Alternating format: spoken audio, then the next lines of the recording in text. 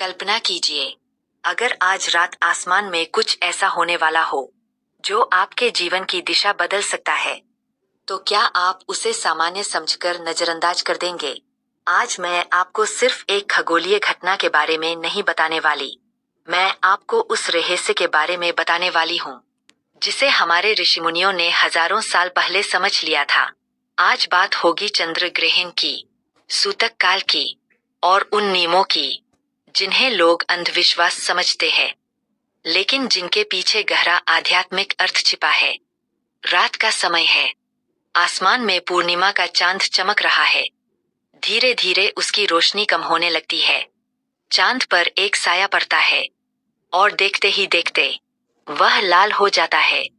लोग कहते हैं, यह सिर्फ विज्ञान नहीं है, यह ऊर्जा का परिवर्तन है, यह ब्रह्मांड का संकेत है। बहुत समय पहले, जब देवता और असुरों ने मिलकर समुद्र मंथन किया था, तब अमृत निकला। उस अमृत को पाने के लिए संघर्ष हुआ। भगवान विष्णु ने मोहिनी रूप धारण किया और देवताओं को अमृत बांटने लगे। लेकिन एक असुर, जिसका नाम था राहु, वह चुपचाप देवताओं के बीच बैठ गया। जैसे ही उसने अमृत ग्रहण किया, सूर्य और चंद्रमा ने उसे पहचान लिया। उन्होंने संकेत दिया और उसी क्षण भगवान विष्णु ने सुदर्शन चक्र से उसका सिर धड़ से अलग कर दिया। लेकिन अमृत उसके गले से नीचे उतर चुका था, इसलिए वह मर नहीं सका। उसका सिर राहु बना और घर केतु। कहते हैं, तभी से राहु और केतु सूर्य और चंद्रमा से बदला लेते हैं, और जब भी वे उन्हें निगलते हैं, तब ग्रहण लगता है। यह कहानी केवल पौराणिक कथा नहीं है, यह प्रतीक है। जब अहंकार प्रकाश को ढक लेता है, जब अंधकार कुछ समय के लिए उजाले पर भारी पड़ता है, इसी समय से जुड़ा है सूतक काल। ग्रहण लगने से कुछ घंटे पहले का समय, जब वातावरण में एक अलग सी शांति होती है, एक अलग कंपन। चंद्र ग्रहण में लगभग 9 घंटे पहले सूतक प्रारंभ माना जाता है। इस दौरान मंदिरों के द्वार बंद कर दिए जाते हैं। भोजन नहीं बनाया जाता। पहले से बने भोजन में तुलसी पत्र रख दिया जाता है। लोग पूछते हैं, क्यों? क्योंकि मान्यता है कि इस समय प्रकृति की ऊर्जा बदलती है। मन अधिक संवेदनशील हो जाता है। इसलिए इस समय बाहरी गतिविधियों से ज्यादा आंतरिक साधना पर ध्यान दिया जाता है। ग्रहण के दौरान भोजन नहीं करना, अनावश्यक कार्यों से बचना, गर्भवती महिलाओं का विशेष ध्यान रखना, ये सब डर के कारण नहीं, बल्कि सावधानी और संयम के कारण है। यह समय भोग का नहीं, योग का है। यह समय बाहर देखने का नहीं, भीतर झांकने का है।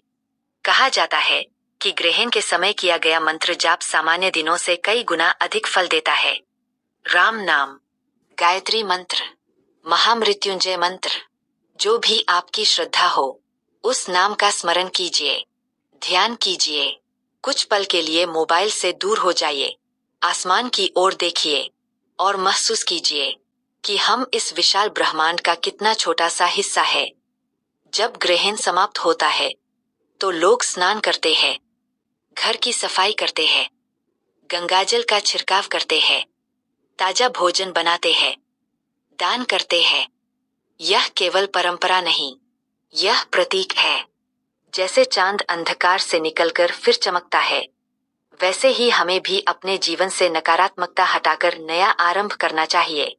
विज्ञान कहता है, जब पृथ्वी सूर्य और चंद्रमा के बीच आ जाती है, तब चंद्र ग्रहण होता है।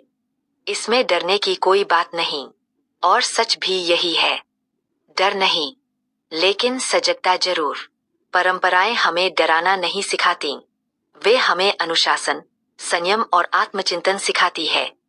सोचिए, क्या हमारे जीवन में भी कभी ग्रहण नहीं लगता, जब मन उदास हो जाता है, जब नकारात्मक विचार छा जाते हैं, जब लगता है सब अंधकार अंधकारमय है?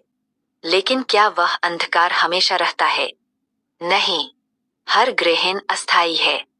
हर अंधेरा एक दिन खत्म होता है, और फिर वही चांद पहले से भी ज्यादा उज्जवल होकर लौटता है। शायद यही इस पूरी परंपरा का सबसे बड़ा संदेश है। अंधकार से डरना नहीं, उसे समझना है। और उसके बाद आने वाले उजाले के लिए खुद को तैयार करना है। आज जब भी आप ग्रहण देखें, तो सिर्फ आसमान में मत देखिए, अपने भीतर भी देखिए। कहीं ऐसा तो नहीं कि आपके मन पर भी कोई ग्रहण लगा हो। अगर लगा है, तो याद रखिए, वह भी हट जाएगा। बस श्रद्धा रखिए, सकारात्मक सोच रखिए और जीवन को एक नया आरंभ दीजिए। अगर आपको यह कथा और जानकारी अर्थपूर्ण लगी, तो इसे आगे जरूर साझा कीजिए, क्योंकि ज्ञान बांटने से बढ़ता है। और कमेंट में लिखिए, हर अंधेरा अस्थायी है।